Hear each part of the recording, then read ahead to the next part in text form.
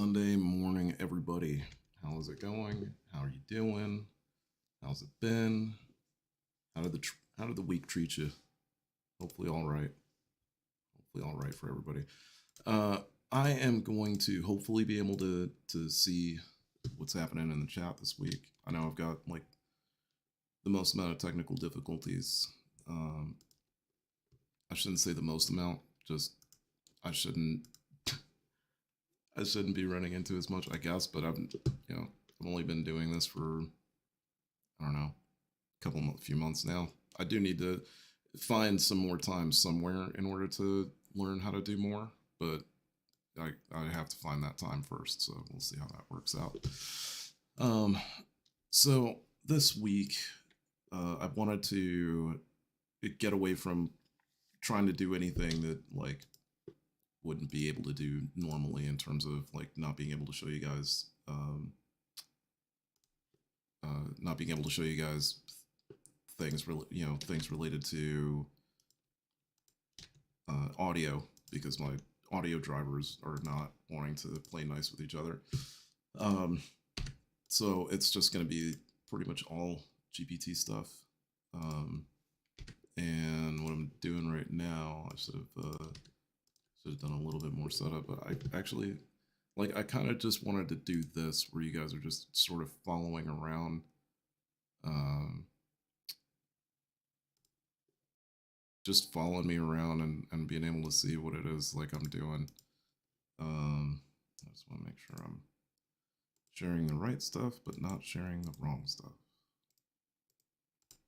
We were doing some work earlier today, and don't want to be peeking. Okay. If you guys know that line from Congo, I hope you do. So let's also put this away because that's an API key. People shouldn't see that. Hope. Okay. I think everything is clean enough now. That and yeah, that's good enough. Okay. All right. So at least now you guys can follow me around.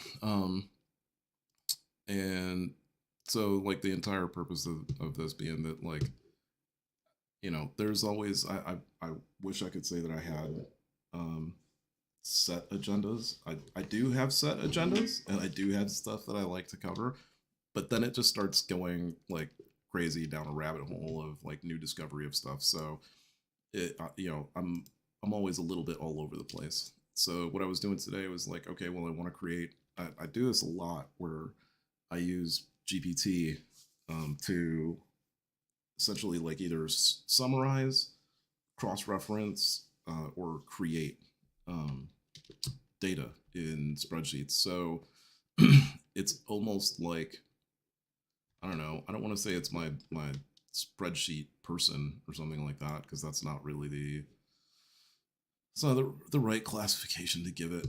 I also want to show you guys some stuff later on with what I've been doing with linking to server files.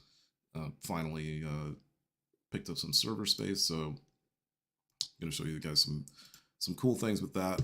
Basically, what it allows for is if you have like hard copy items. So like one of the things I was running into was being like having the web usability in another mode of GPT so that I could use like other aspects, right? So like I want to use plugins, but then I want to be able to bring hard copy in and be able to like edit and when I say that, I mean like maybe I have PDF data, maybe I have some, whatever it might be, but I have other data that I want to be able to bring in, and with plugins you lose the ability to do that, right? Or maybe I want it to interpret an image that you would be able to get with default, but with plugins I can't do that. So I have to be able to get it to see those things somehow, right? And the best way that it can do that is through web links. So the easiest way for me to do that is to upload stuff to a web server and then feed it the links so that it can read the data. So get into that. Well, I mean, like an example is sort of what I've done here. This sensors article, you wouldn't be able to, it came off a PDF. and you otherwise wouldn't be able to read that file, especially, if you're using data analysis. Of course, you can upload and do whatever you want to, but if you're using, plugins or using Dolly, default or browser, especially with default, you can't, you're not going to be able to do anything with default or Dolly related to web anyway. And then advanced data analysis, yeah, you can use all of your hard copy stuff, but now you can't touch anything off, online. So I wanted to be able to do both. I wanted to be able to use, the power of GPT to be able to analyze data, and at the same time be able to bring that data in from an outside source. So one plugin that I haven't played around with yet is AI Data Analyst. Um, I really do want to see if this is as good as advanced data analysis. I I'm hoping so. If it is, then like this combined with what I've already been doing makes it very, very easy to host data and be able to rip it down and go through the entire process without actually having to upload it to GPT, which would be great. It's very resource saving, I think in that regard. I'm not entirely sure. I hope. So anyhow, so what I was playing around with initially was being able to uh, build that out in the first place, right? To be able to figure out how I was going to get something uploaded there.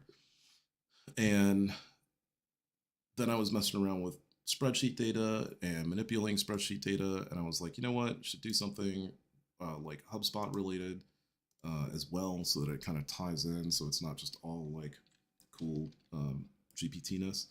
And so I'm going to basically show off how well GPT works in terms of writing code, not just for use with HubSpot, but also with just web in general, because I haven't built a front end to this. So the index on this is nothing.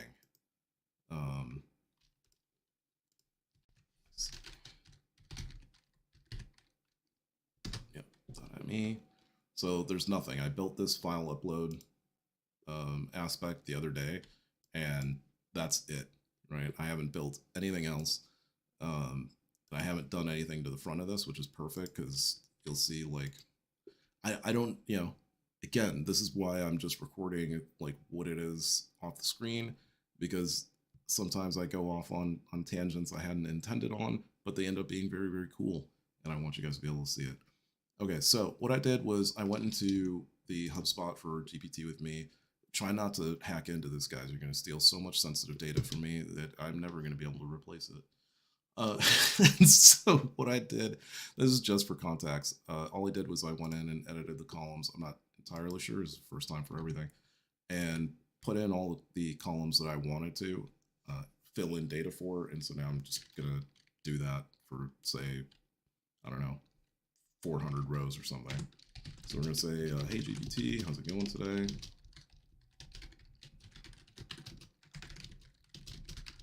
With this data set, and create some dummy data for the sheet.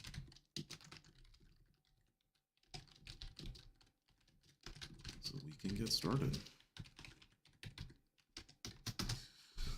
So what's been happening this past week? Well, I don't know. I know a little while ago I told you guys about how Anthropic's Claude got a boost of 4 billion from Amazon.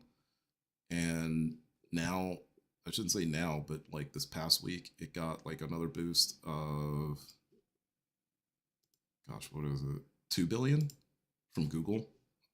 So like serious money, it's not just like serious money is going behind this stuff, like it hasn't been before or something, but like very serious money is going behind this stuff.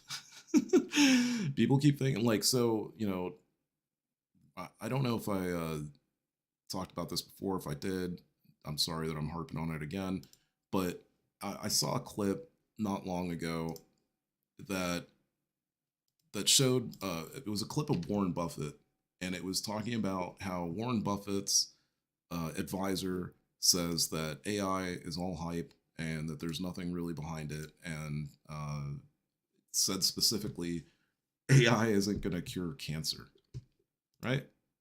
Okay, so that's what he said, right? AI. It's not like he said. It's not like AI is going to cure cancer. This wasn't Warren Buffett. It was his top advisor saying that AI is just all hype. That it's not going to do anything like all that great. I cannot tell you how many stories on a daily basis. Let me see.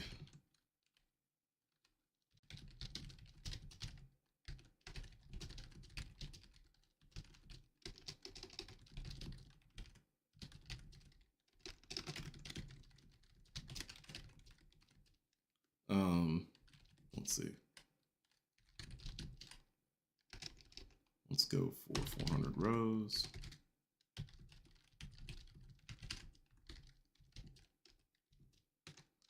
Now, here's where it starts to get a little difficult. Let's see.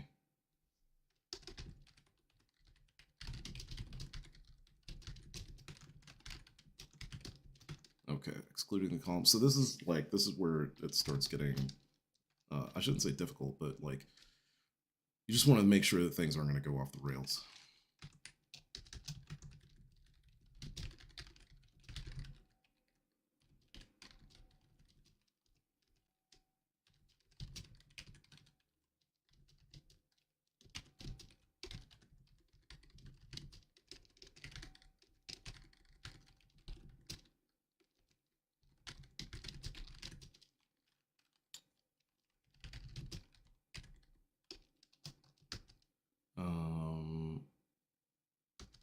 Industry, job title, phone number.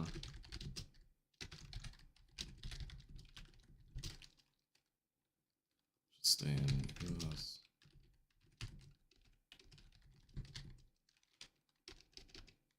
Stay in US standard style. Only numbers. Do not use special characters. Let's see. State should be spelled out.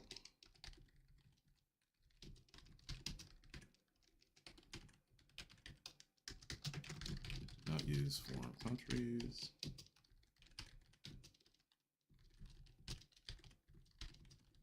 Not even territories.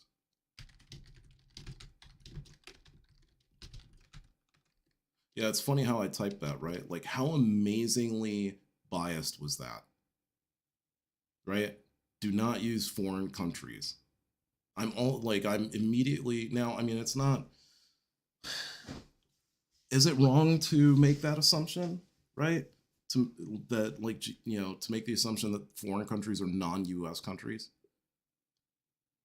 Or is it that my brain is like, I'm gonna go the I'm gonna go the extra mile in the event that it's not written that way on the back end. I don't know. Yeah. Okay. Even territories of the U.S. only states within the U.S. Which I believe like Guam is a state, even though it's not a territory of the U.S. Guam is like an actual state of the U.S. We don't recognize it, which is really horrific. Let me see. Postal code can be what it does. Let's see.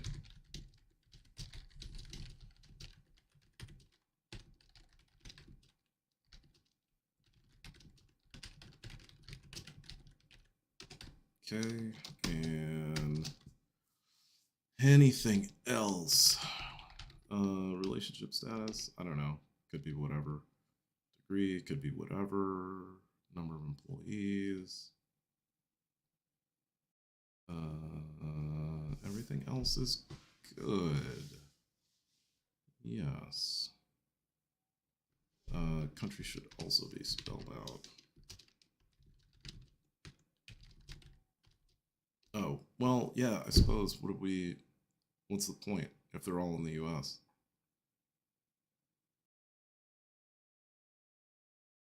Yes, I guess use foreign countries, but huh. I just don't want to deal with international phone numbers because HubSpot doesn't do well with international phone numbers.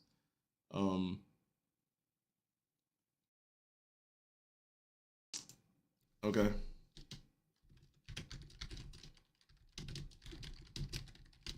The same row as a country that is outside the US. Okay, that should do it.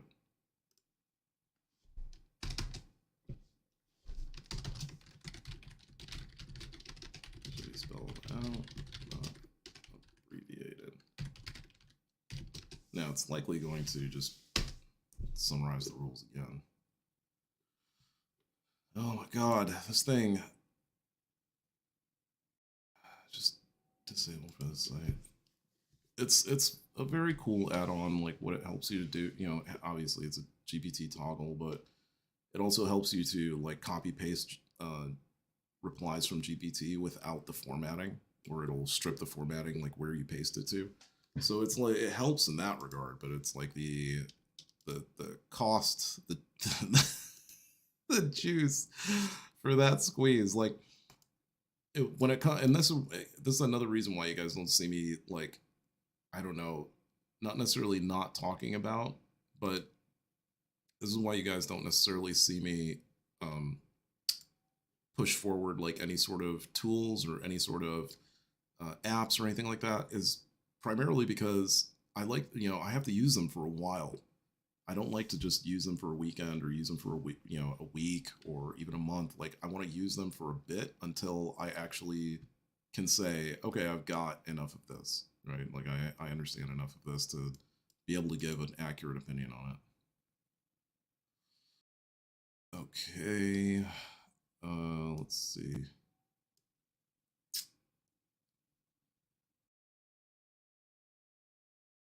So on and so forth in a relationship. Can we come back? Thanks.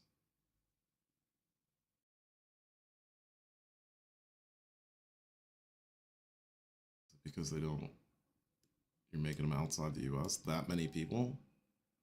Or is it just no phone number?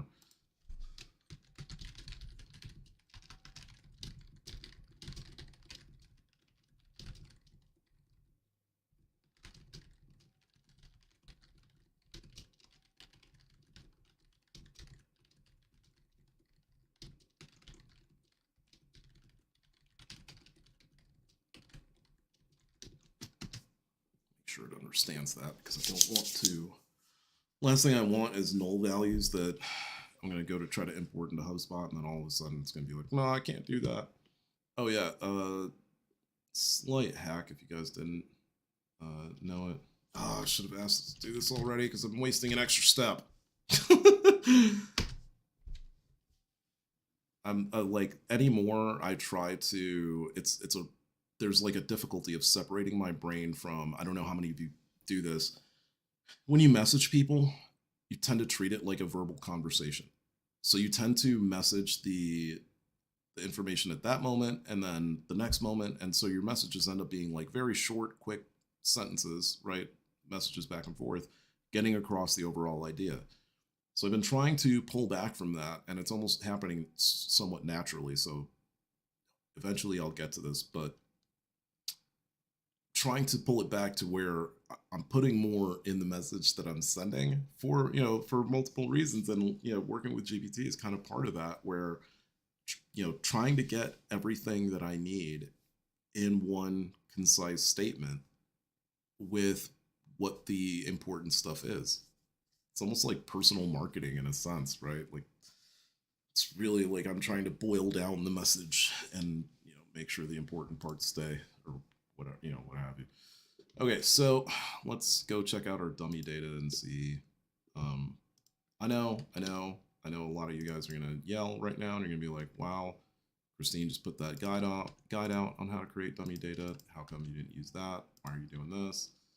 Um, Speed, I guess. And I literally thought about this at the last minute, and so I'm sorry, Christine. I'm sorry. I should be doing your guide and doing your walkthrough, and I will probably do it next week as a result of this, because this is only going to be some datas. It's not going to be all the datas. So basically, what I did was I put the uh, columns of data that I wanted to have from, okay, we're not going to be able to use that. Format that differently. I took the columns of data that I wanted from HubSpot and I just exported that, right? And that becomes your import spreadsheet because now you have all the column headers that you need. And then essentially just went back and asked GPT, like, hey, why don't you just go in and fill in all the values where I need them to be filled in? So what is going on here? What country? Oh, wow. So you just went all over the place. That's great. That's awesome, though, because we're going to have some nice, seriously diverse data. Let me see. Good deal. Right. And if you tell it, do it based on the header row, then you don't get so much. Let's see. I want to see if there's a.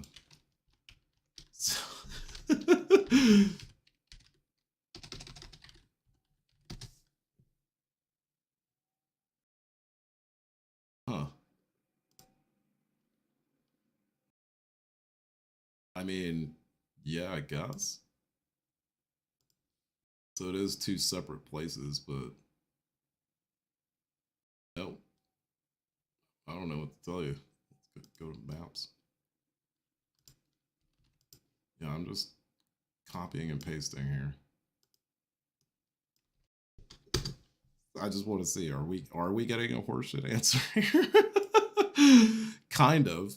It's not exactly a place, but we're talking about dummy data anyway. I just wanted to see, like, how accurate is this? Is there an actual place? Or did it really, like, legitimately give us some, yeah, it's some straight up dummy data, that's for sure. I'm guessing that may be what it's doing.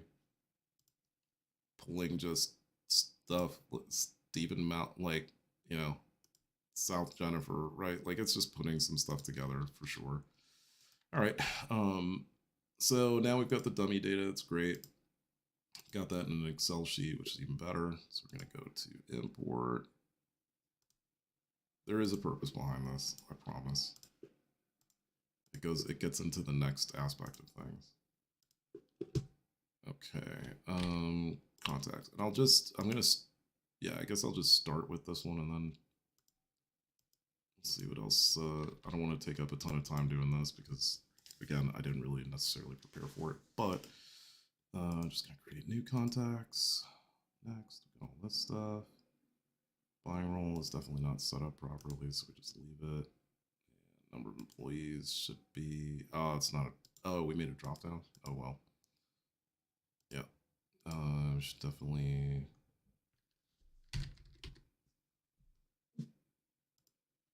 Let's just create a new one. Yeah, no, I got it, buddy. I got it. HubSpot with the blocking me from writing stuff in. I know it's a horrifically different field to be used. Limit that. And create. Let it be done. Okay. And we've got everything for everything else. Awesome. Put the name on it. Yep, don't worry about it. Pump man. Swear, if you give me an error on a clean spreadsheet import, there you go, 4 out of 400. What is going on there? Okay. Sorry, cell phone just started buzzing out of nowhere. Okay, so now we've got all our contacts in place. Beautiful. All right, so what was the point of this? The point of this was, I'm sure a lot of you have wished that like you could work with the HubSpot API so that you could do all the cool nifty stuff that everybody else does, right? Like, bulk add or edit notes, bulk add or edit, calls or tasks or meetings or whatever. And it gets to be like a huge pain when you can't. I'm just putting that off to the side because I don't want you guys to. Oh, actually, you know what? It's not going to matter because I'll just delete it after I'm done anyway. So it becomes a huge pain because you can't really do a lot of bulk editing. especially, once items are created, it's even more difficult to bulk edit. If you, I started doing this because I was dealing with some imports last week and this week and this weekend, and had I had I done this ahead of time, would have been a lot easier. Had I known I would have needed to do this ahead of time, would have been easier. But you know, hindsight, that's how it is. So the point of this was, okay, we've got the data analysis aspect done, and we're still going to use data analyzer. Don't really need anything different. Though you could, yeah. Let's do browser. And the only reason I'm going to suggest this is just because it'll give us up-to-date information on what it is that I'm trying to do. So I've got content. Oh, well, hey, GPT. I've got contacts in my new HubSpot instance that I need to add notes to. Can you help me write the code? We're going to do this specifically for Visual Studio. So if you guys don't know or don't have Visual Studio, it's a free download. It's no big deal. You can go get it. We're going to call this GPT with me. Contact data editor. And we're going to save it with all of our other fun stuff. We should have saved it as .js file is what we should have done. Okay, unfortunately now I'm gonna have two of them, but I don't care. We'll deal with that later. And also, give me a, nope. Oh my gosh. Explore. No, not looking for that either. Wow. I don't know. There it is. Okay, so can you help me write the code in order to add notes to the contacts in bulk? Of course I can help you do that. Now, this is like what I want to do is stress like what this use is, let's say, because you could say, well, what about or like you're creating notes or something like that, creating new notes. I've had issues where you've had to either bulk create notes and have the create date predate when you actually create the note. Well, the note import date, right? So that becomes part of the problem, is that the note that you're trying to import is not going to want to update based on the information that you've got, or based on the date that you've got, or whatever the case may be. So we can see that it's actually, it's putting it in exactly the right format, except it's writing it in Python, which is fine. What we're going to do is we're going to have to turn around and write this in node.js using leveraging Axiom.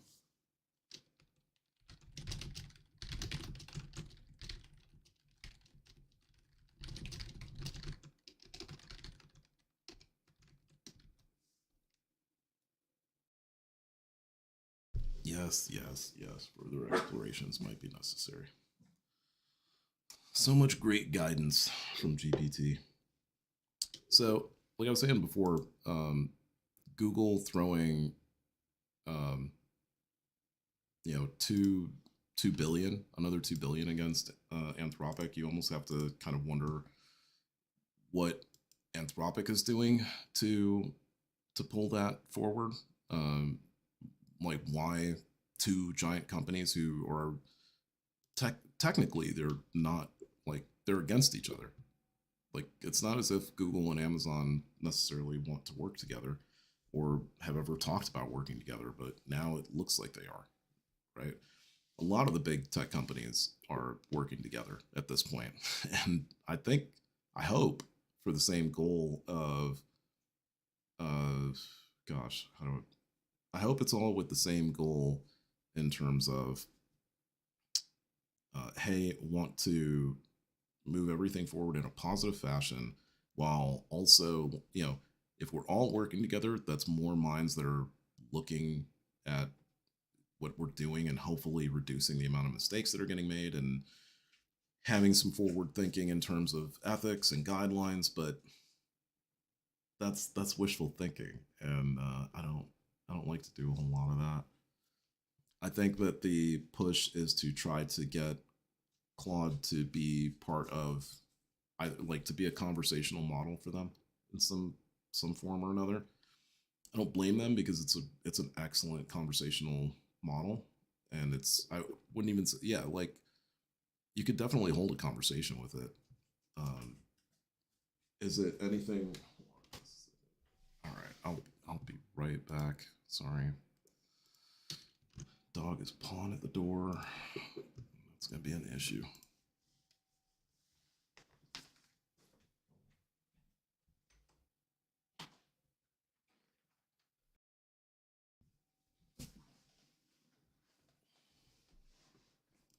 Okay. Alrighty. Let's see where we're at here. Okay, so look at the official documentation. Otherwise, we can just copy this, bring it over to Visual Studio, paste it. You can see automatically there's no errors going on. So now your API key will go here. Contact ID number will go there. The note that goes to the contact goes there, right? Now, I'm doing this in bulk. So let's say,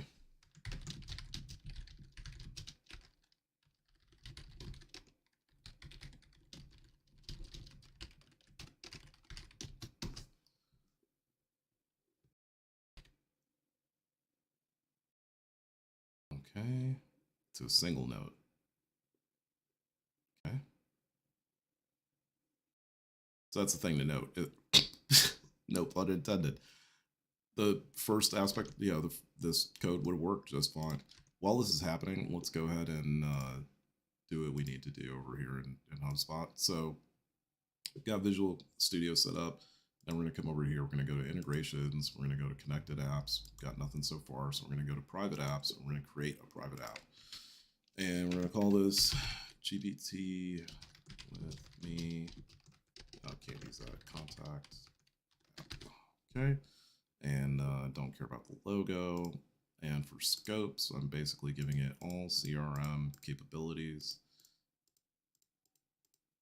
Obviously, talk to your developers before you do this, and do not do it on any portal that is owned by your clients without your client's permission, especially after getting your boss's permission. Then get your client's permission. And if those two things line up, do it first in the sandbox and then do it in the live environment. Please make sure you go through all of those checks before you do any sort of thing like this. Okay, so we're going to quick show the token and hide it again and come back over here and replace the API key with that. So now we've got our new setup that's going to handle multiples. And so I don't have to replace the API section. I'm going to go right up to it and grab everything here down. Place that, and we're all set. Okay, so now we've got one contact ID, and now we can do multiple notes to that contact ID, right? So let's see. So yeah, so we'll just do first, second, third note. That's perfect. What I'm trying to show here is essentially how easy it is for you guys to be able to create your own private app in HubSpot, go to GPT to generate the code, to go into Visual Studio, to then start making changes to your records in HubSpot.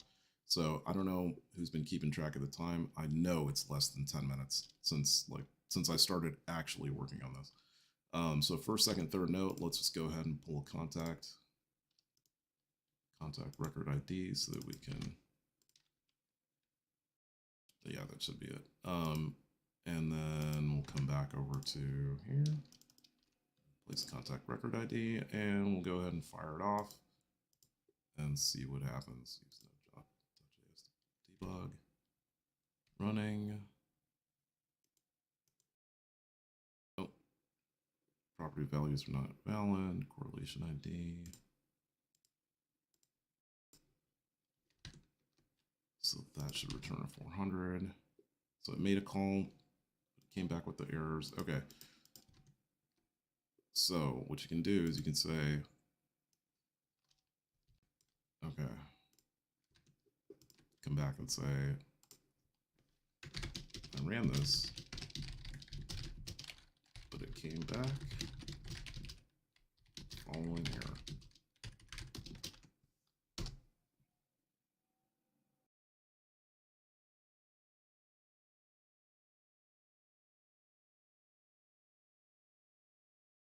Okay.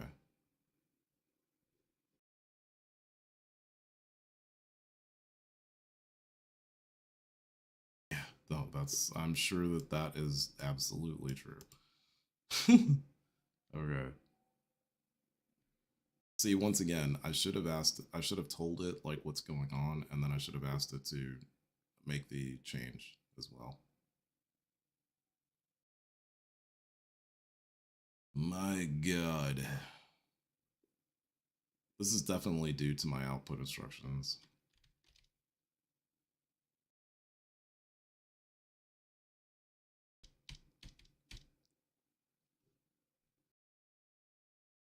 Let's see. Hold on. Actually, the first things first.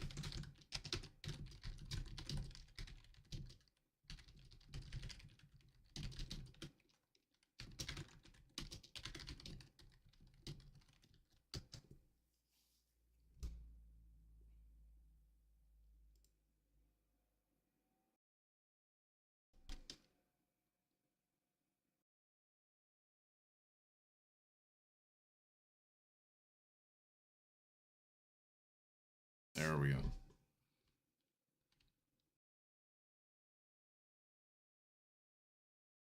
But that's not. I know it isn't because it just does not look that way. Because we already have that.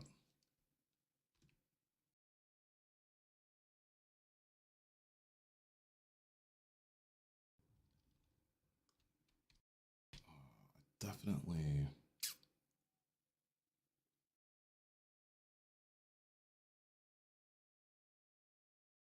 Yeah, and the content to be replaced is right here.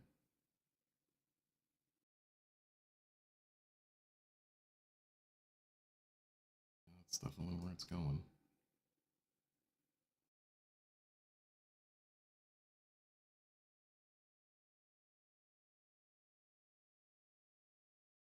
Okay, let's try it. Define request all the way down to iterate. So come back.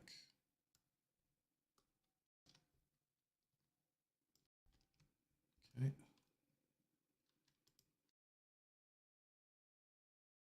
Not entirely sure. I don't think so. But nope. Okay, let me see.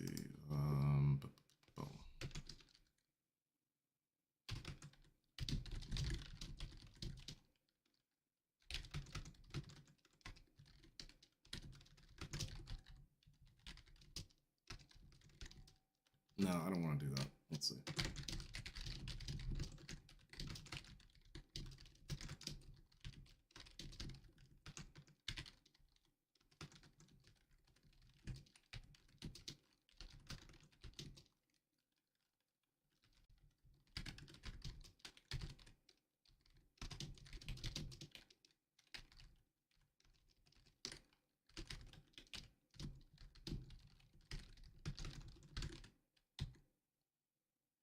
Okay, let me see if that'll do it straight.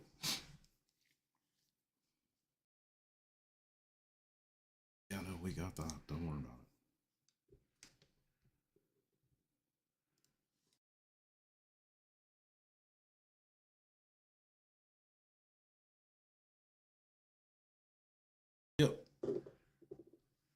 Now we're cooking.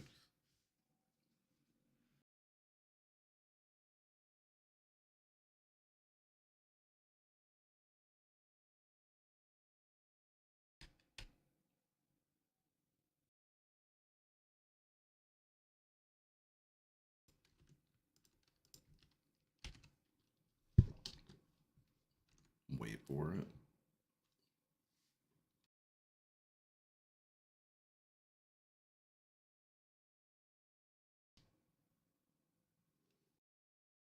Excuse me.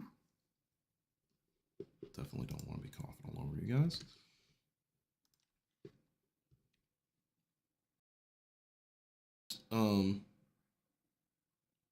Oh, so what else? Oh, I have to type too much in. So you know about these, right? And then the factory in and of itself is pretty badass, but like, and then I don't know. Oh yeah, wow, 4 days ago, right? So here's the thing: is like people talk about, oh, robots and like that kind of, it's not just like stand up robots, right? That end up replacing a lot of stuff. It's just because when you think about it, especially these like crane style machines, right? They are they're able to let's put it this way. That crane is just replacing a person that stood in that place that did that thing, right? Obviously, at the end of the day, that's what we're talking about. So realistically, when people talk about like not that many manual labor jobs are going to get replaced or what have you by machines and machine labor, at the same time it's very very likely it's just not going to be in the exact same way that you might have thought. It's not going to be these like upright walking machines. Now, having said that, I don't know if this story is going to touch on it. Doesn't look like it does. Having said that, there we go. This is like the new, um, and it's funny because I guess this is the company that's designed it. Mechanics of this stuff is crazy, right? So that's 2017. That's 2019. This is the bot that Amazon is using now. And I wish I was joking. Like this is the new. I don't know if it's not. I take that back. I don't know if it's Amazon exactly. I want to say it is, but I know that this is like the new warehouse bot, basically. I mean, in 1 year, that's ridiculous, right? So like here it was in 22. Just even like keep a look on just the look, keep an eye on the look of it in 22, right? So in 1 year, you'll see like how much has changed.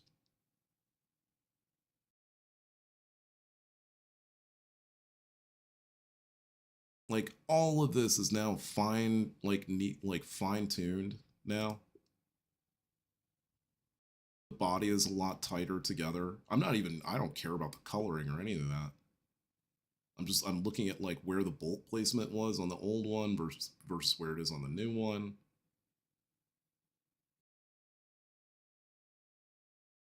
Wow, we have such a need to humanize these things so badly. It helps us, I suppose helps us deal with it.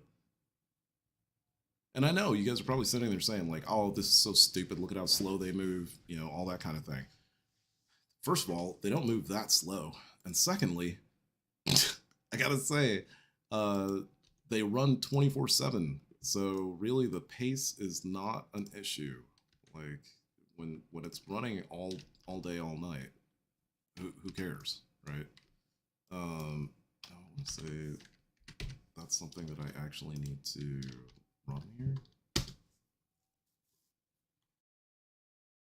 Okay, good deal. Oh, but you know what? This is not. This is not the same place. Oh my gosh! Now I need to remember DOS somehow. Maybe. Hold on. No, oh, because my token's not there. Let's see. Yeah. Okay. authentication, show token, copy. Okay, contact ID. Now I just want to see if it's going to access via the token and then come back and say the contact ID is bad. Property values were not valid. Correlation ID. Okay, so the correlation ID is bad. So now let's give it a proper ID. I know that is the number. It's just so low. There we go.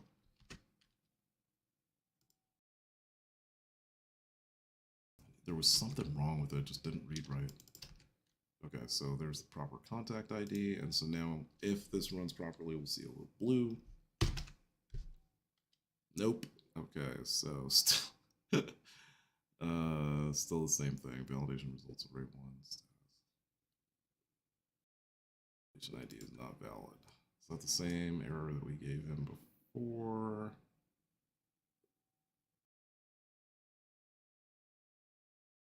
Yeah, pretty much.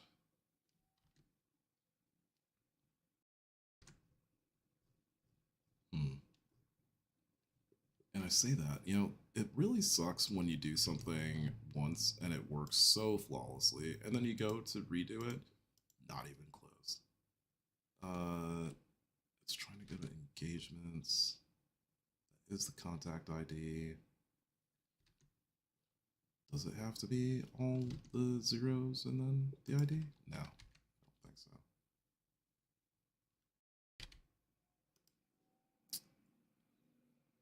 This sucks so bad. This is an actual company. Hold on, yeah, I suppose. It won't matter, honestly. Oh, you know what? If it doesn't know what.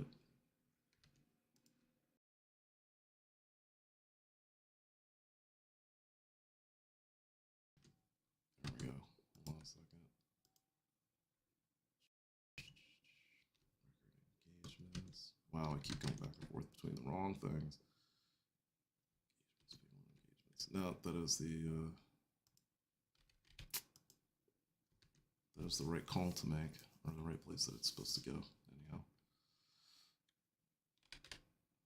weird.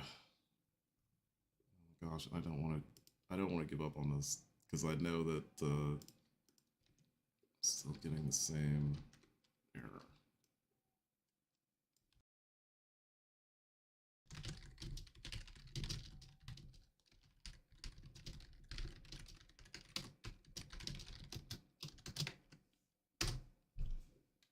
Let me see.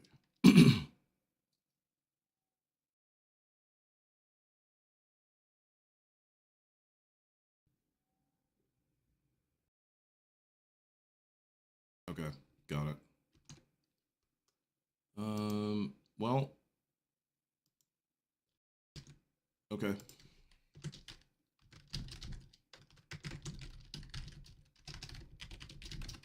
There's much more needed to create a note. That's what we're missing.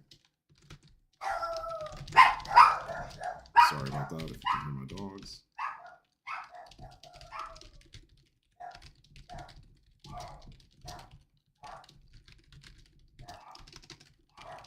To create a note.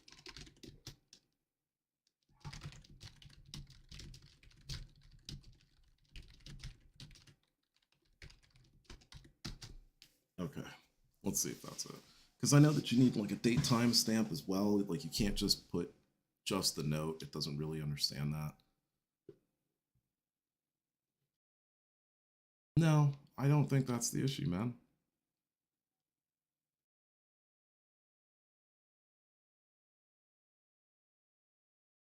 There you go.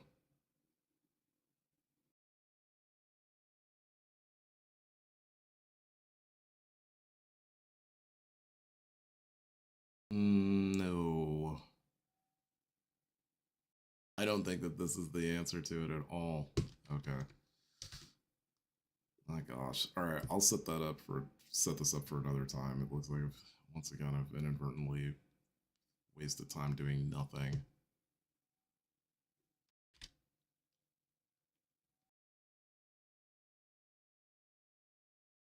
That's even worse because I'm like, oh, you know what? I could just do news at the same time that I'm working on stuff and it should be the same thing.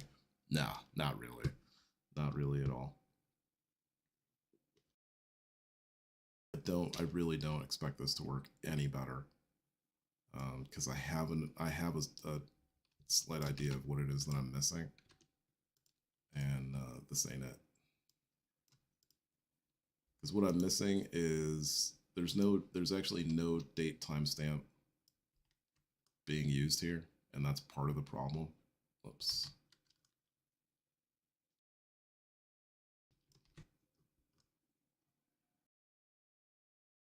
It's not gonna fire. You gotta be. Never mind. It's as if I went and told Google Maps you're wrong, right? Like that's what that felt like right there. Anyway, so it fired, right? Take a look at the private app data itself. Huzzah, right? Look at the log. We missed every other attempt, but then we finally hit 200 on this one. But I don't see my notes. So how come I got a green light? Oh, wait, or we're not even on the right contact, are we? That's why I don't see my notes. Did we even put a proper, yeah, 4901. It was Jennifer Leonard, right? Nope. Let's go find him. Charles Marshall. Boom. Note, first, second, third. What do you know? Now, I know that you can edit the date time on this as well. Thankfully, this wasn't completely time wasted. Let me see.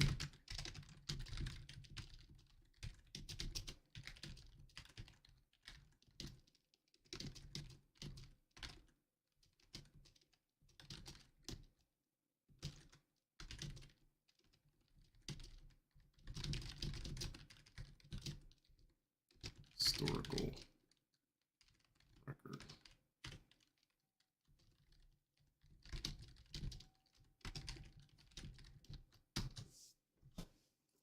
Let me see. I'm not even sure if that's necessarily written correctly, but we'll see what happens. So yeah. No, and then the news aspect of it, I horribly apologize, but there has been, I mean, there's been a lot going on ethically. I don't know that, of course, technologically, there's stuff going on all the time. Okay, so to Warren Buffett's advisor, here's all I have to say.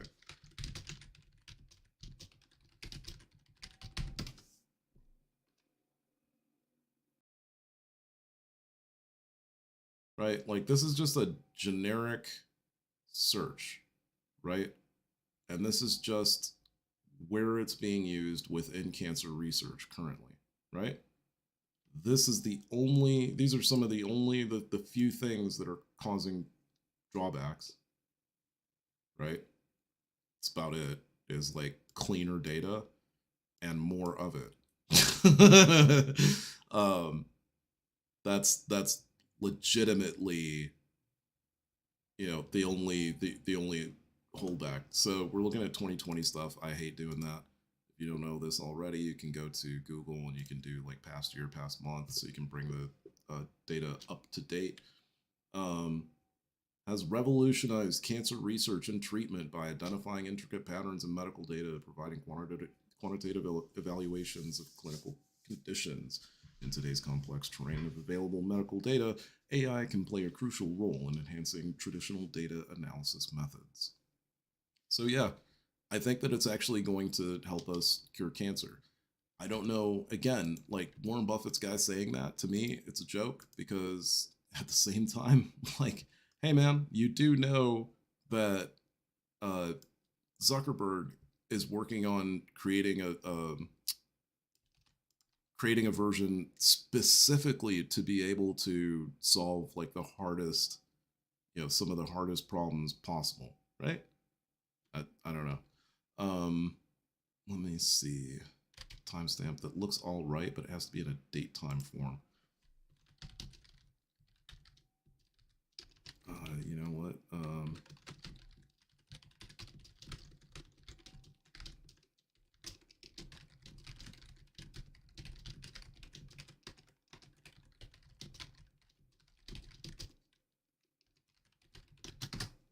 So, you know, another reason why to do this using web browsing, or you can do it using plugins, does not matter, is for this reason.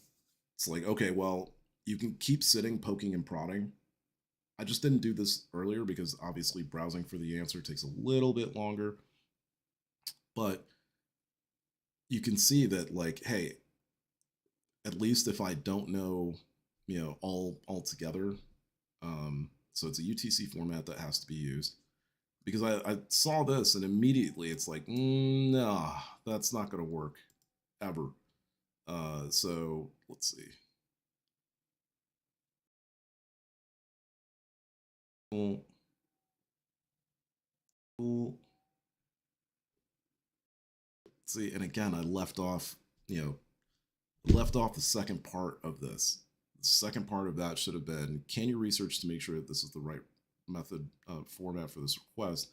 If so, don't change anything. If not, update the code in order to align to HubSpot's API method.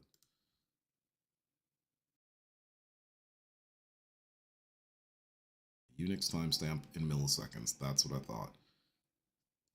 I provided earlier, the timestamp field in the engagement object is set to the value of timestamp parameter passed in the create note function, which should be a Unix timestamp in milliseconds. Except that it has some. No, it didn't. For some reason, I thought there was a character in there. Okay. So yeah, you would have to convert, which again, I'm sure a lot of you are, the first thing that's going through your head is, well, I don't know what the Unix timestamp for that is.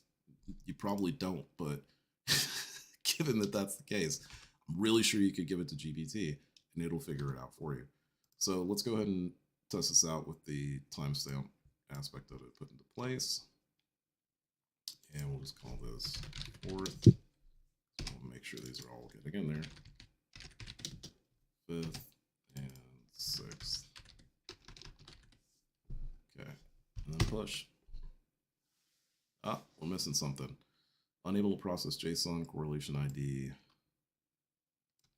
So I'm gonna grab that, and I'm assuming it's, I know that it's going to be related to this method here of writing that. Just double check.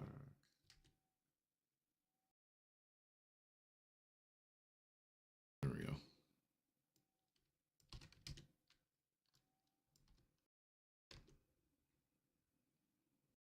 Hey, you know what? Just in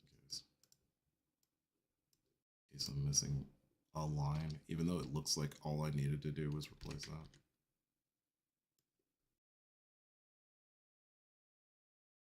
Okay. Real quick. All blue. Yep, there was something I missed. Okay, so now we go back to Charles.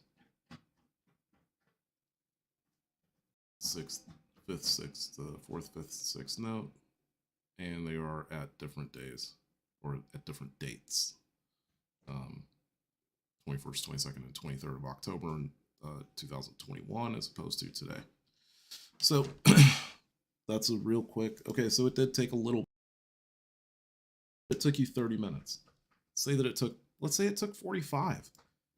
In 45 minutes, you've got a script that's up and running now that you can go and make edits, bulk edits to notes. If you wanted to do it to emails or tasks or whatever it is, again, it's just a matter of asking GPT to update that code and change that code. And again, if you feel that it's incorrect, it's just a matter of asking GPT to go check it out and make sure, hey, is that written the right way? Okay. And it was as easy as copy pasting, changing out the access token and changing out the contact ID, right? And then you can just put your note information in here. And when it comes to this, right, that now if you had, let's say you had a ton of notes, whatever it might be, right? Where did I use this last? Airtable. If you've ever done an integration or a migration from Airtable, you'll know that notes are the bane of your existence. So there was a plugin that was recently released for Airtable back in July, and you can use that plugin to turn notes in Airtable into a field that you can then export from Airtable. Well, once you've exported that field out, great, and you've got the note. and you'll have it tied, like you could export it along with the opportunity and everything. So you'll have all the op data and the date that the note was written and all that kind of stuff. Awesome. Problem is when you're bringing that kind of stuff into HubSpot, one of the biggest issues you run into is you cannot import multiple notes to the same deal in the same import. You have to do them in separate imports. So because HubSpot won't read the same deal number, if it reads a duplicate deal number, it just will ignore that row. It won't bother importing that data row. It just assumes the first one was the one that was legitimate. Everything else is just BS. I'm not going to bother with the BS. Kind of makes sense. Like logically, it makes sense. And we're in terms of data protection, you wouldn't want to overwrite the same data value several times. It doesn't, even if you you're just updating, it doesn't understand. It just doesn't get it. I wish it did. I've tried it so many times. It's so infuriating. And when I do when I've done it in the past, before I could do this, what I'd do in the past is I would start with the first upload and then take the error file from that upload, bring it down, separate and redo that, and then bring down the third, right? And that automatically separates out which notes made it, which notes didn't, right? Because you're using the error file, strips out all the ones that actually went through the first time. At any rate, now what I do is, or what I can do is I can just ask GPT to split that data for me, right? And on top of it, I can ask it to format it in the way that I need it to be so that I can re-import it, right? So I didn't go through that. I don't want to burn time trying to figure it out right now, but I can guarantee you, I'll set it up for next week. Guarantee you that you can have GPT import a spreadsheet of data for you, and then reformat it in the way I know it can take a spreadsheet of data and reformat it. That's not a big deal. What I want you guys to see is like how amazing the reformatting is. I actually posted something not too long ago about doing job titles and how how you could change out job titles using GPT and using GPT data. Let me just grab a file real quick that I need. If I have it, I'm not really sure. Well, you know what? Yeah, okay. Yeah, I'll just use the file we just made. So we've got this dummy data.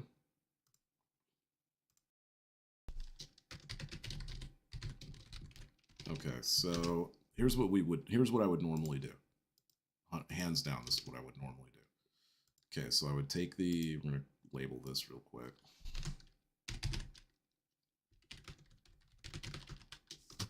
Just so I don't get it all messed up and lost and not able to find what I need.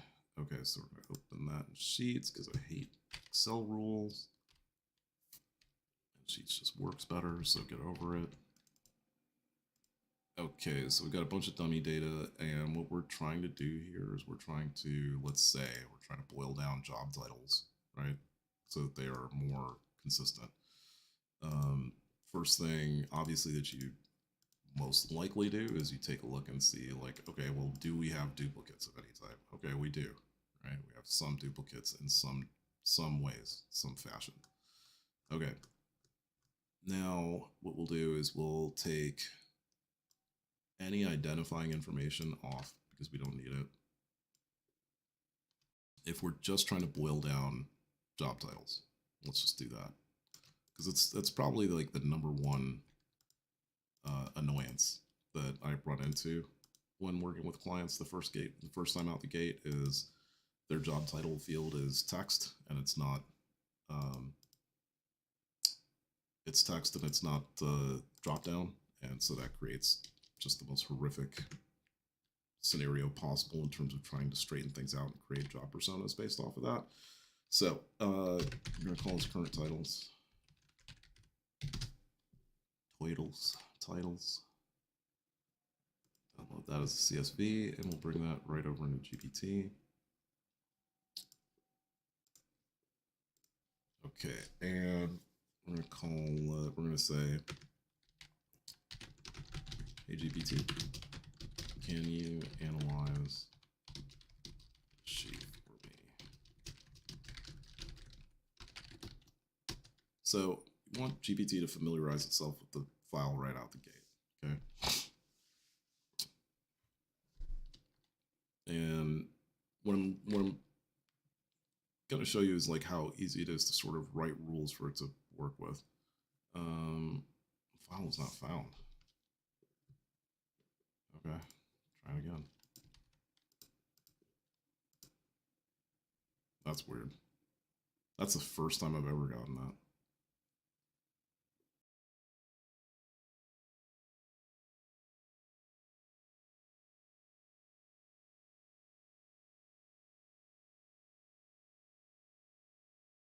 Oh, maybe because it's reading the extension.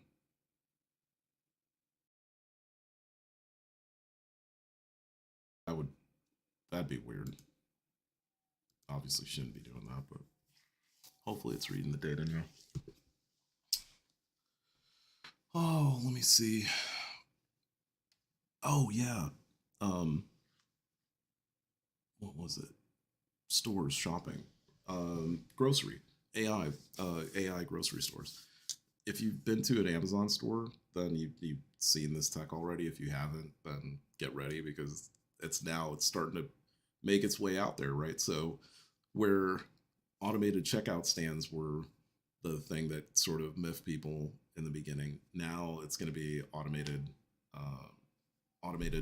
shopping altogether, like automated grocery shopping. All right, I don't really understand. Let's see. Let's just go with the straight up Excel version, I guess. I don't see why there would be an issue or like a difference, but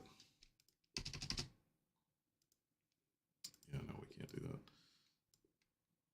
We don't need all that. Just work with one at a time here. Cool. All right, let's just do that. Try this one.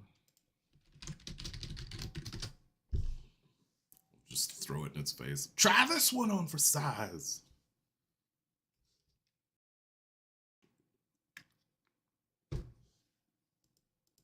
Nuts. If you don't succeed, try again. Okay, so titles, let's move forward with analyzing. Most common titles found. What are the most common words found among the titles? Because that's what we're going to go by, right? So we're going to separate out into, let's say, 3 or 4, let's say, drop-down categories. And we're going to take all of these, what is it, 200 or 400? Something like that, 400. So we're going to take all 400 and we're going to boil them down into as many, or as few, sorry, as we can. Here's, there's no column. What? Of course there is. Oh my gosh, really? Fine. I'm not even going to use words anymore. The most common words found in column.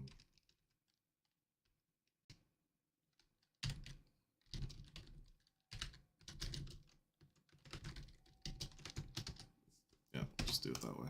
Since I don't want to use words and get you all confused about where everything is. Just lay it all out in column A.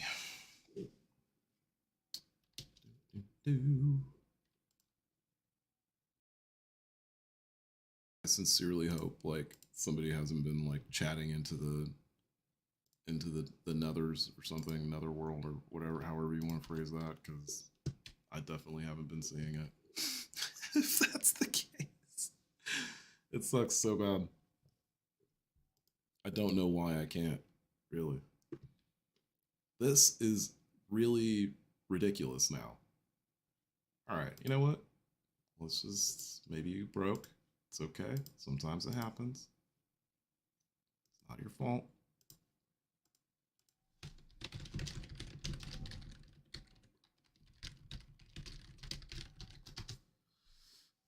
just going to go with whatever it can find.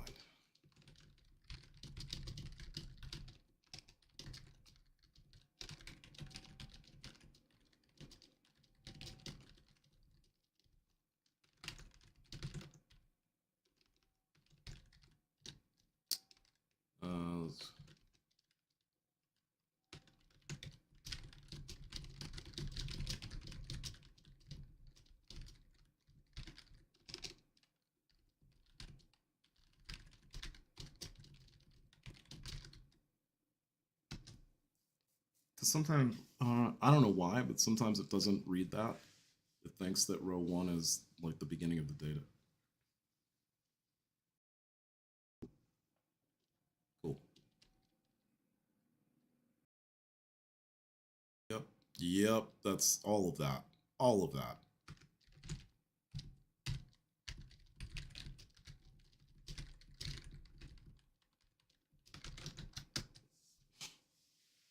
So that's pretty much what I want to do. At the end of the day, that's what we're trying to do, is we're trying to consolidate job titles. Frequency of unique titles. So we don't have a whole lot of uniques, which is not surprising to me, right? We've got 400 titles, and if I tried to go by just unique values, we wouldn't be able to condense a whole lot. Now, if we go by keywords found in those, now we're starting to condense more. So here's what we need to do.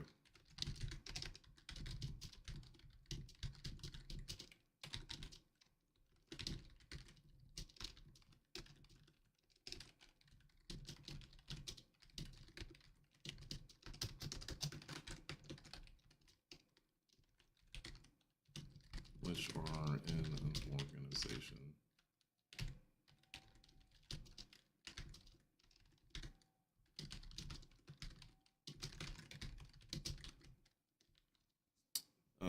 In any organization.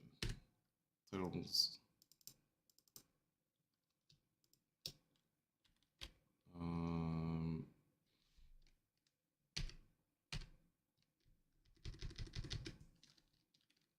Does it? Yeah. Okay. Any organization that go above vice president level.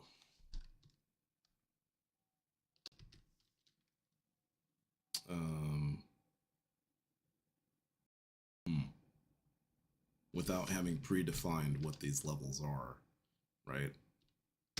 Hopefully, we'll see if it can do this out of a sort of a generic pool, right? So we're gonna do C-suite, we're gonna do VP, which is going to be job titles in the organization.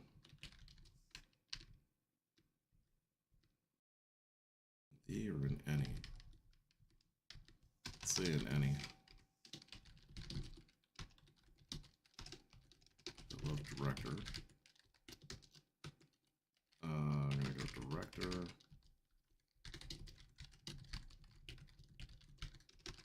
Contain the word director, but none of the previous titles.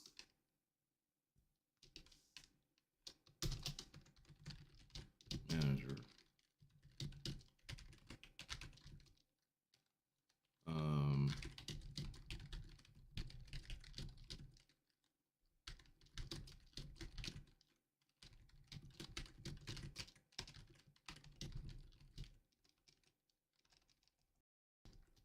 Okay, and then we're gonna say other for anybody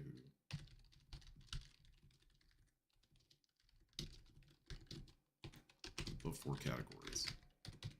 Okay, so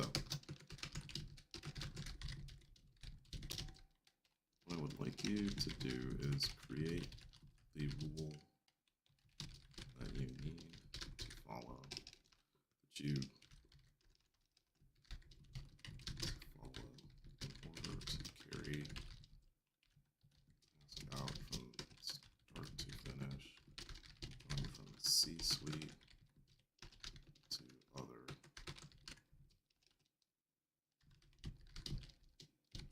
And how the new titles should map ones. Okay. Let's see if it can do this right off the bat. Would be awesome.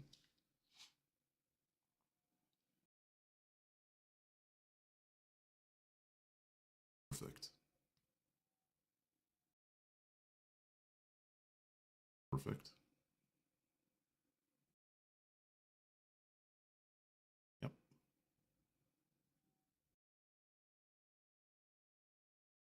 Perfect. This is awesome. It's absolutely awesome. Cannot capture all nuances or specific organizational hierarchies, right? So what we're doing is we're matching using exact logic, and we're not using fuzzy logic. So would like to proceed. Let's put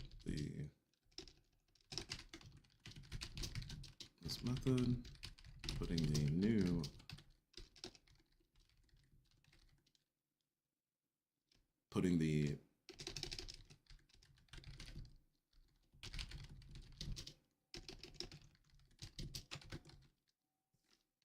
okay.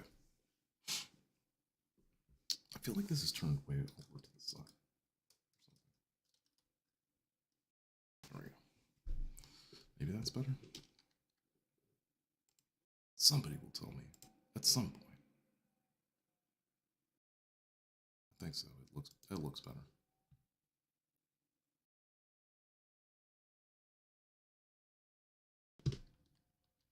Okay. Now we've got our new file. Subtitles got recategorized. Because who likes messy titles, guys? At the end of the day, right? I don't even know. Yeah, I don't even have the level. Like, but I do need to purchase some basic stuff so that I could do more. So I think I will definitely get starter. Okay, so I love that it does this too. That it renames your file for you, so that you don't have to worry about overwriting something older. Okay, so now we've got our map job titles. This should look gorgeous. Okay, it didn't put it in, it put it in A instead of B, but that's fine. Oh, yeah, I see why I put it in B. It put the value that we wanted in A, and then it put the title that it mapped it from in B. Nice. Very nice. So see, so now like all of your job title mapping is done, right? Pretty much in one fell swoop. And we'll go from A to B, and we'll sort that way so that we can see what those all look. I wish spreadsheets would also auto assume this, but you know, assumptions. Okay. Ooh, so there are some things that we'll have to go back in here and tweak. I don't know why it feels that these qualify as the same as being a C-suite. So let's ask it.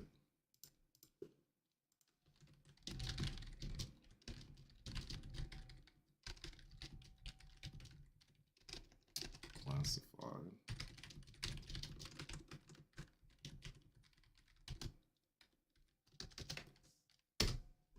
I want to know. I got to know. Appears the word chief. Really? No, that's not in there. So, oh. That is so great. You've got to be kidding. That is amazing, though. That is an amazing answer. Because I'm not going to lie, when I looked at it, it's like, okay, well, I mean, these guys are doctors, right? Like, definitely probably would want to. And then conservation officer, like, okay, you definitely are an officer, so you fall under that. But tax inspector and chiropractor, like, what the hell? But at the same time, it's like, well, chiropractors are also doctors. Now, tax inspector, I'm not sure that I would put them at the C-suite level. I don't know where that falls in the job description given to people at conservation officer, right? It actually took the historic buildings manager into account too. Historic building manager, conservation officer, and tax inspector. Let's see, which led to these titles being incorrectly classified as C-suite. Right? Keyword-based categorization is not context aware, and it can result in false positives or negatives due to substring matches. So that's, you know, context aware matching instead of simple substring matches uses regular expression to match only whole words. let's use the suggestions, right?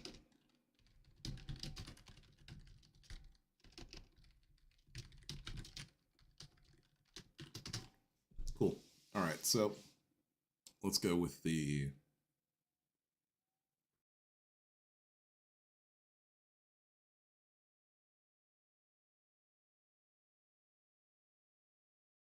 you know what? Yeah, I want to be really specific about this.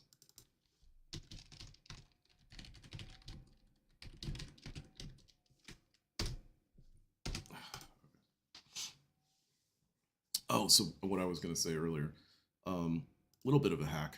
If you didn't know, you can duplicate your GPT windows. And as soon as I get enough memory, so you can duplicate your GPT windows and you can work on 2 projects at the same time. Does not matter. Like, pick whatever you want.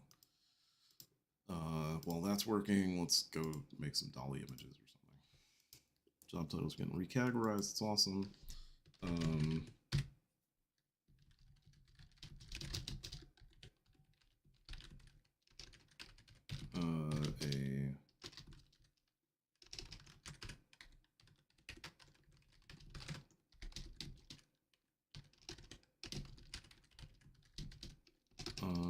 Let me see.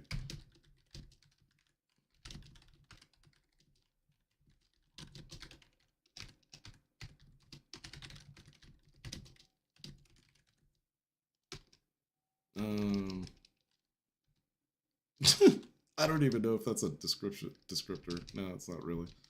And a 5. Is that? Yeah, no, that's how you spell it. I think so. I think that about covers it. All right, so let's check out the new file while that's going and doing its thing. Now it's probably refined mapped job titles, right? That's what I'm saying. Like it does it in order. It's like, well, okay, well, we're going on to the next one. All right, so this is the mapped job titles, right? This is where it went for that. This is awesome because it gave us the refined category. We can see what that was by comparison to everything else. Oh, I keep forgetting to do that every time. I'm sure somebody said it just before it happened too. Okay, so now we're definitely stuck straight to C-suite. Manager looks solid as well. Looks good. Accountant. And everything else falls under other. So that's, I mean, like, that's a thing, right? We still got, oh, the new version is other. The old version was C-suite. Right. So let's see.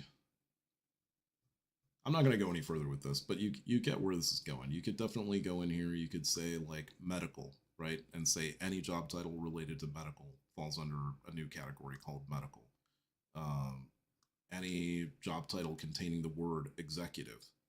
Um, any job title containing the word whatever, right? Research. If you're trying to, whatever your job industry is and whatever you're trying to boil those titles down into. So there's plenty of companies that all they care about is the engineers, the product people, or the technicians. And so they want any, they don't care if you're a product analyst. They don't, if you're like a high level of something else, asking them for something, they don't care, right? They want to talk to a specific audience. So this is just another way of being able to take somebody's messy portal worth of data and boil it down into the very simple categories that you need it to be in a very short amount of time. In my opinion, it's not the single greatest tool or whatever, but it's definitely the easiest, like fastest method of doing that I can think of. Okay, so not bad, really not bad.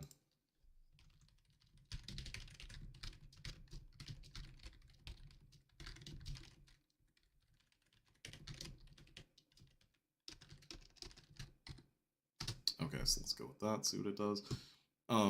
Once again, we went over this last week too, right? That like the inherent racism that exists in GPT. Not only GPT, but other models as well. It's like you can't really get outside of it. You can't really get past it. In a lot of cases, again, it's like it's inherent because of where the training data is coming from is also like toxic in a sense, you could say. Um, so also something to take away from this, right, is these rule sets. Um, that like if you were to use this going forward, right, for another GPT instance, then this is what you should be doing. You should be coming right up to mapping strategy, right? And copy everything from rule set all the way through mapping strategy. And now you can, whatever, copy paste this and apply it to the next series that you have to do that has to use this methodology, right? It's the same as when you like for me, I don't know, it's my favorite thing to do is to make GPT like tell me how to tell it to do something. I love that. But that's, and the reason why I love it is because again, it's like talking to a human, right? If you think about it, when it comes to telling people how to get things done for you, there's always this struggle of how to be an effective leader, how to effectively lead people, how to effectively do this or that. And the only way you can get the best effect is by matching the expectation. So if you understand ahead of time what the expectation is, then you can match it. And what makes that easy is if you just ask the person and find out what their expectations are.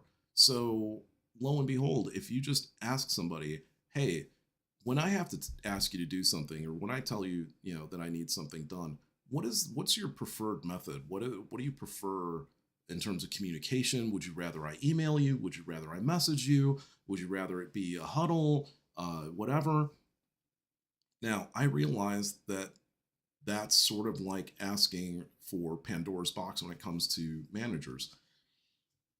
I don't know. I would imagine that goes part and parcel with being a manager, is to understand the different styles and the different aspects and the ways in which you have to talk to the people that you manage. Like, you shouldn't be using a one size fits all solution to manage everybody. That sounds really bad. I don't use a one size fits all solution for anything. Like, most everything I have serves its particular purpose, right? Even when it comes to AI tools, I don't like, GPT doesn't solve all. I don't use it as the main, it does some really great stuff. It does a really great job of things. But at the end of the day, I'm not going to use it over Midjourney. I'm just not. It's just not the go-to. Okay, so now I also want to start playing around and develop a site, right? Because I want to create a new site for GPT with me. Let me see. I'd like to some graphics for my new website. Style of this site. It's minimalist. This is yeah, let's see. It's minimalist. Yeah. This is what I love doing, is like clean dirty. It's minimalist yet has touches and tones of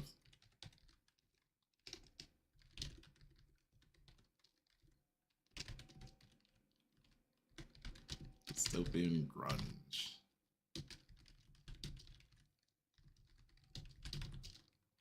Get a raw feel while maintaining simple lines and visual concepts. Okay. I want to see what that's going to do visually.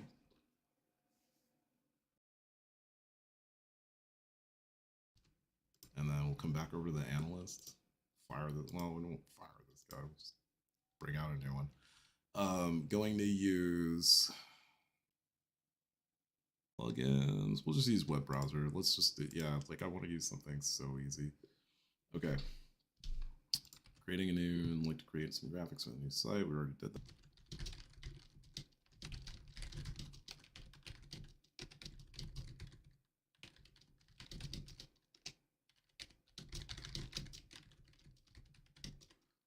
visual attraction and retention.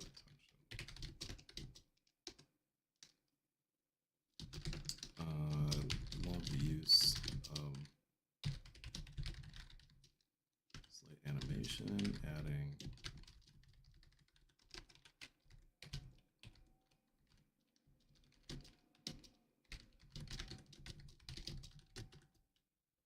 okay. I just want to see what it's going to come back with first. I haven't asked it to actually generate code yet, but that'll be next. Now let's see what we got for images. I go by feel. I don't go by like what I'm looking at necessarily. And this, everything except for the planes is the feel. I'm not gonna lie, I kind of like that. I really like that. That's really nice. Nah, I really like this. Great. Gimme. Did I get it? Yes. Okay. Photo of a minimalist website, right? Yeah. Okay. Instead of making it a photo though, let's copy that. Come back here. Do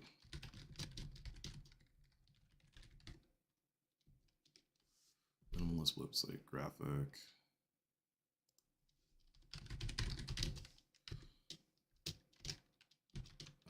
Aspect ratio of 1920 by 1080. No, that's not an aspect ratio. Aspect ratio of 16 by 9. All right. I want a pixel size of 1920 by 1080, but we'll see if we can get that. Okay, so let's see. Understanding conceptualization, design development. Yep. Iconography. Simple icons with a touch of grunge. Use high quality images that echo the post-apocalyptic dystopian theme. Subtle animations. Subtle animations could be incorporated throughout. Layout and structure. Subtle transitions. I like it. Further exploration. Awesome.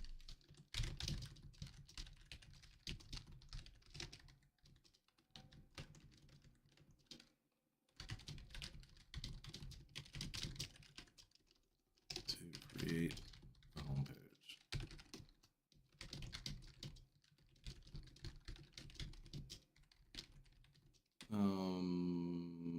Let's see.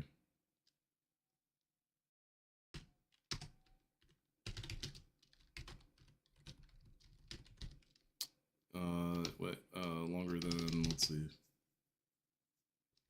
2160, yeah.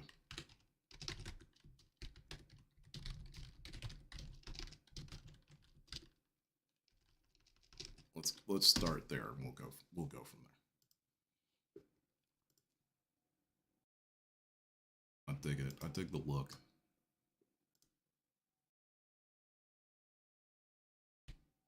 I don't know what's up with the airplanes though. Yeah, this is nice.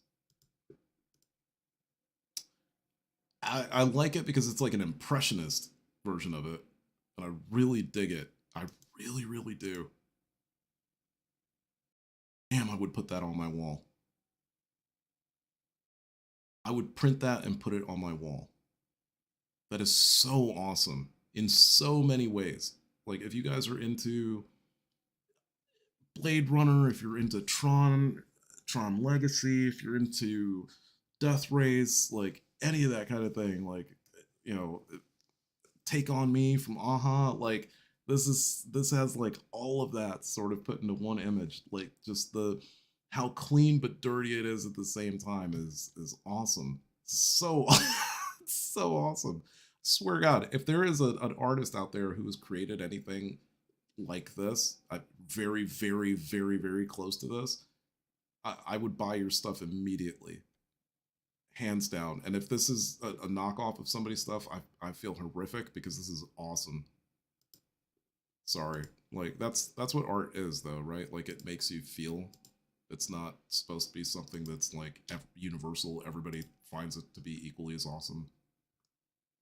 Okay, so HTML code we need is here. So I'm just going to go into here and edit. Yes, I do. Man, it's because you kicked me out.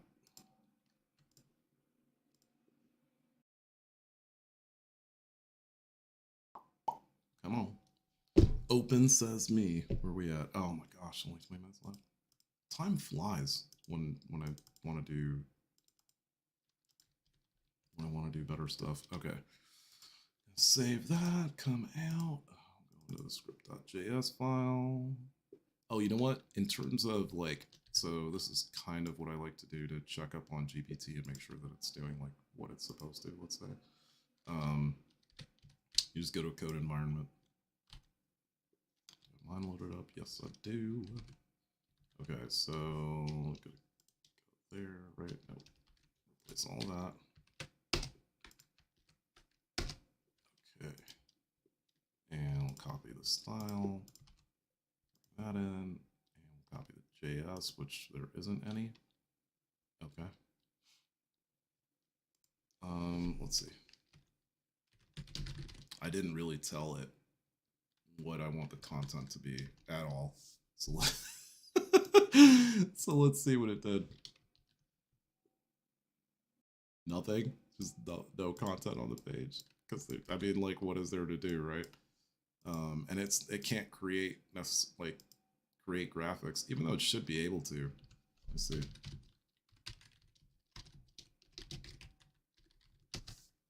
Like, I know you can, right? Yeah, like you can do pure CSS images and stuff like that.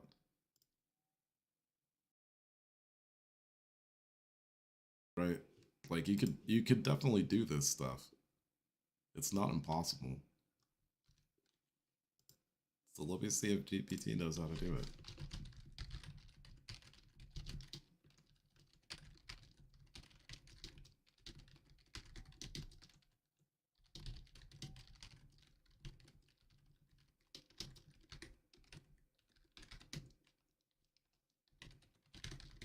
And let's see. Denim. No, Rust and faded denim. If I can type.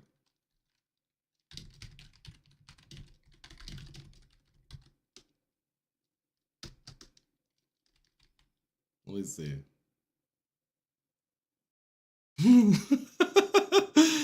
Let's do it.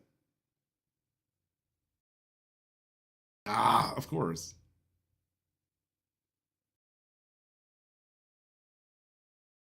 This is going to be okay. So you can see how like there's nothing going on here, right? Like it's very, very just plain because that's what I asked it to do is just make a plain page. Garbage in, garbage out. Okay, so this is supposed to be this background color, which it kind of isn't, but let's see, is that just the body? Yeah. Yeah, that's, I mean, it's weird. It made this transparent like checker.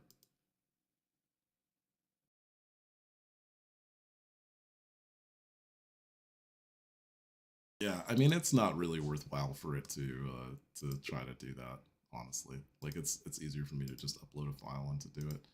Let me see. This is a bit less than oh, you know what? Here's something terrible. I was thinking, I'm like, oh my gosh, but I'm not gonna have time to write out like an entire site that I want to use. But what I can do is I can go steal the design off of somebody else's. That's all I'm doing right now. I'm not even looking for anything specific. Come back over here. I'm going to kill this guy. Not literally, but it is what it is. Come over to Advanced Data Analytics, and actually, I'm going to the default one, and I'm going to say, hey guy. Yeah, don't worry about it. Download. now I can come over and I can say, hey guy, take this website image.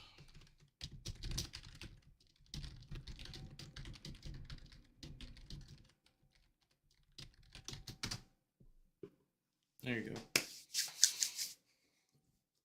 And look, I don't know that this is going to work right out the bat, but all I'm doing is like, I'm playing the game of if I had it, what would I do? Right?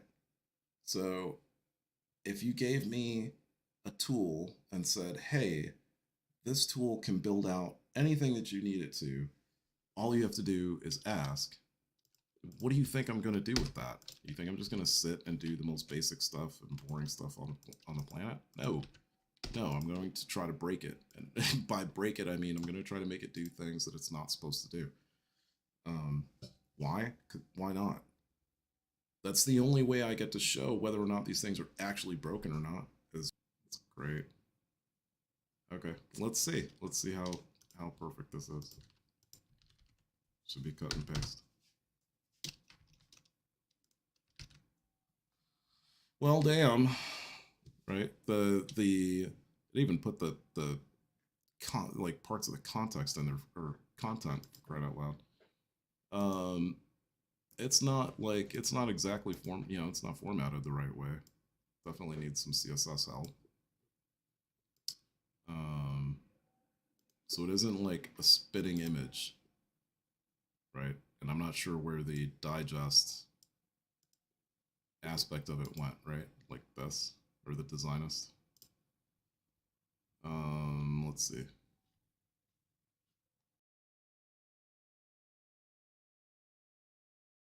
So now what I wonder is, can I take this and say, here's what the output was. Can you please adjust it to match the original?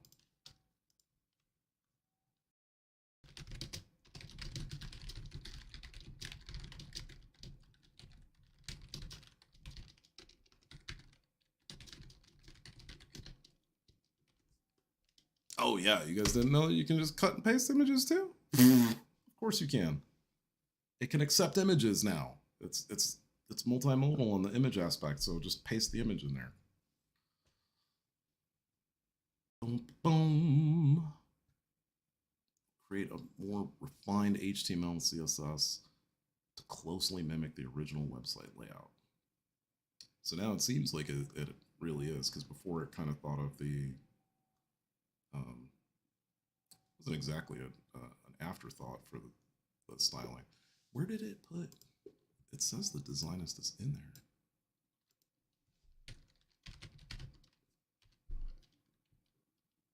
Huh. Is it just title for the page? Okay, so this code should render output that is much closer. We'll copy that over here, paste her in, save it. Well, folks, it is in fact much closer. Come on now. Like, now the buttons are really like falling into place. The style of the buttons is there. The style of like the middle is there. You know, the subscribe is off to the side, but like it's getting closer and closer. And all I have to keep doing, you can see that from the first iteration to this iteration, right? So this is what it came back with before, right? And it's like, it's kind of close, but it's pretty far off the mark. And then it did that, right? So it's like it's getting a lot closer to where we need it to be. Point being,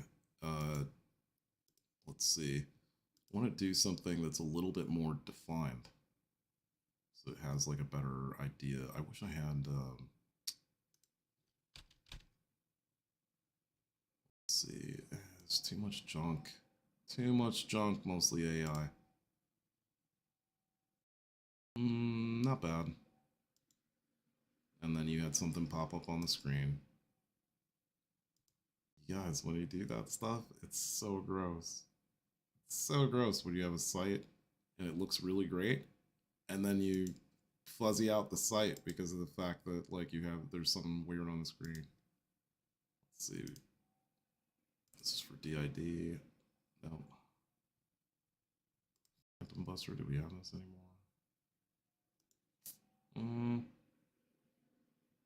I know, I'm burning time. That's what I love to hate most. Okay, so here's Medium site. Let's see if we can copy this.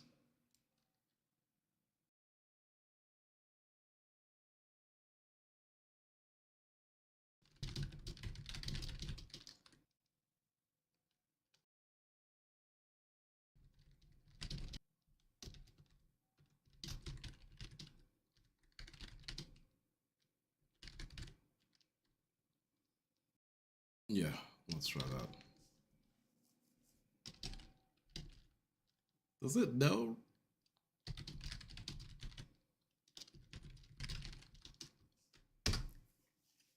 Okay. Because this is way more structured. I'm also wondering if it's, based on this flow, I think it's going to try to do the same thing where it's actually going to try to put the content in there too. Textual representation. Really? Stop. Just stop, sir. Ah, we broke it, didn't we?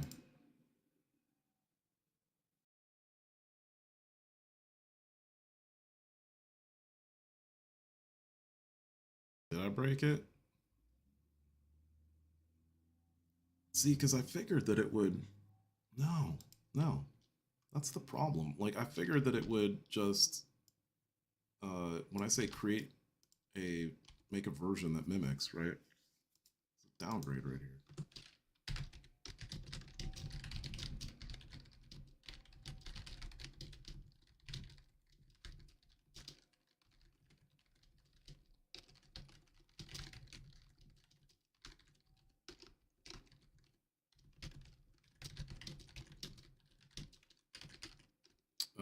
For written.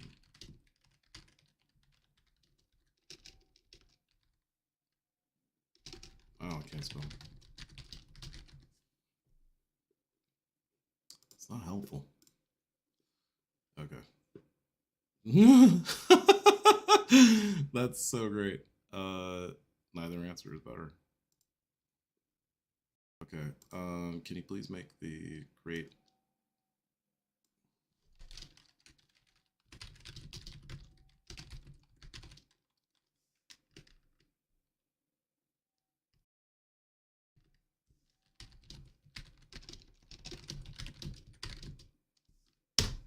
There. I want to get even more pointed.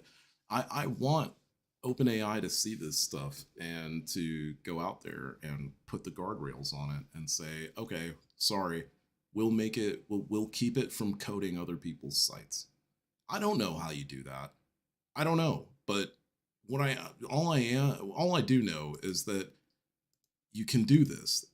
What I know is that you can go to other people's websites, you can scan their stuff, um, you can clip their stuff, and you can use it to do your own stuff, right? You can use it as if it was your own. Yeah, it's bringing in all the copy, like everything. Yeah, of course I have to replace the logo, but let's see. I don't like I don't think this is gonna get anywhere near that image, but I could be wrong. It's near it. I mean, if we're talking about the color scheme, it's near it, but not really.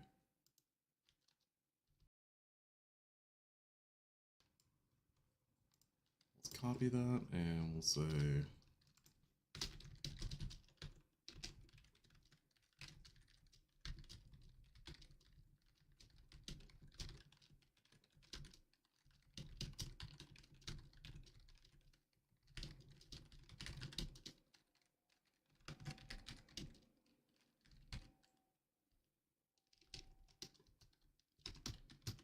hmm.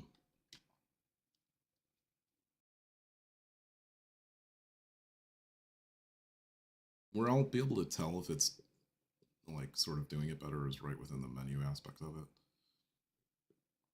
Because that is, it's formatted nicely, it's spaced nicely, there's a difference between get started and sign in. So there needs to be that difference when it comes to the nav. And it doesn't look like the nav is even there. Oh, okay, never mind, span. All right. I don't think so, but well, close again, like the next step closer than where we were, right? So, you know, still not the same. I mean, like how much, let's put it this way. How much harder is it if you're doing front end, right? I mean, yeah, of course, you can just live to inspect the color, so that's not a big deal, and then you can change the color. But in terms of like being able to set up the bare bones or something like that, if you don't know, build out your own website and to build out your own shelf or something, yeah, I don't really see why you wouldn't use that method to at least start out with. Um, I don't know that this is. I don't know what else I could necessarily do. Let's see. I mean, I could just say that there's like a hairline between the menu and the rest of the body, but basically, I would need to be able to explain verbally. Um, and this is where like when people talk about you're not going to lose your job to AI, you're going to lose your job to somebody that knows how to use AI. This is how that applies. Somebody who knows website development, especially front end web development, and knows how to differentiate between all of these elements very easily and quickly, can do just that and can tell GPT, hey, I need to modify this, and this thing here, and I need this to perform this function, because they're all the same things you would normally do if it took you several hours to do them. But now you know how to tell this assistant to do them for you to save you all of that time. That's where all of this is going, right? Like me personally, it's going to take me a little bit more. It's going to take me longer. I've got to go back and forth with GPT, and I've got to say, well, yeah, it's like this, but I need it to be more like that, and I need the menus to be like this, and I need it to flow in this way, or whatever. I need this functionality, and it's going to have this many pages. Um, what I want to do actually is I want to come back next week and show you guys what this is going to look like um, after next week, because I'm really sure. Let's see. So let's just go ahead and take. You know what? Like I really do wish I could tell it. Let's see.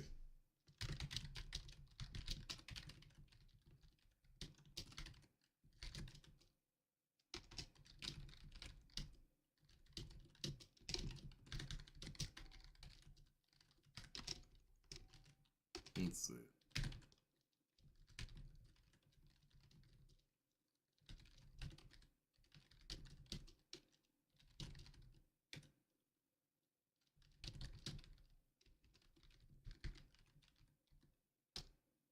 Let's see.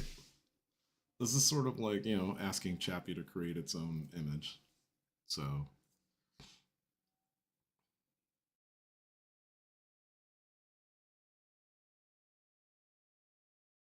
okay, so it wants to use vertical menu as opposed to the horizontal, which is becoming more of a trend because horizontal's just been there forever, right?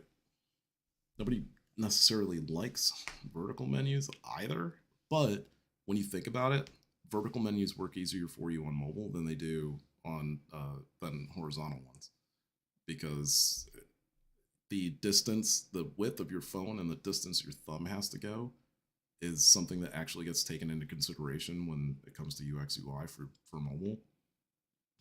Otherwise, like if it isn't, it should. Now it did crap out, but it did finish the code while doing so. So while you're regenerating, I'm gonna take a look at what you did. Well. This is definitely not the coolest thing I've ever seen. At all. This is some horrific, what I would classify as well, let's yeah, I mean it's just horrific, really. I'm not putting content in this. Now, maybe it's that these expand as the content expands within them. I'm quite sure that's going to be the case. Um, but yeah, I'm definitely and it's the menu seems really nice, except that it goes in behind services, right? So it should at least stop about here to give you the same width on that side as you have on this side. Wow, it just really it's having a hard time pumping out. Whoa, that just happened on its own. I did not. Okay. So anyhow, what I'm gonna do is, and to uh, prove it, as if I have to prove it or anything, um, I will post the link to the GPT chat so that you'll be able to view it. Which I know, I think it dead ends. Yeah, here we go. I think it dead ends after a certain amount of time. I can't remember. Yeah, probably not. Okay. I will not do it with an image version. I can do it with a plugin version. Shouldn't be an issue. Anyhow, I know that the share link dies after a while, so I'll definitely make a video while I'm doing it as well and post that so you guys can see what that's all like. But um, per usual, I'm starting to go over the 2 hour mark. But yeah, I just wanted to show you guys what coding with GPT is kind of like. Again, I know that it's not perfect the first go around. Really, like, again, if you're expecting perfection from the first go around and all that kind of stuff, like copy paste perfection, please don't. Please continue to realize that we're in the very, very, very early stages of this technology, and that even though it is getting remarkably better with every passing month, there's still a long, long, long way to go, right? So, is it going to get to a cut and paste day? Yes, it will. Is that going to happen by Christmas? No. Do I think it'll happen by the end of next year? Yes. I think by the end of next year, yeah, we will definitely see a lot more copy paste from large language models than we do now. But I will leave you guys there, and we'll leave you with that. I'm sorry there wasn't as much news this time, which is a bit shocking, but at least there was more GPT-ness involved. I will set up demos for next week. I do apologize that it's been kind of, wish-washy the last couple weeks. I've just been buried under work and got back from travel recently, and it's all kind of just coincided and mashed together with my time. So I haven't had as much time to put in as I would like to, but things are starting to lighten up now. I'm starting to get a little bit more time back in my day, so that's going to get dedicated towards the show. And so the content for you guys will be much better. That being said, thank you for taking the time. Thank you for watching. And thank you for coming along to GPT with me. See you guys next week.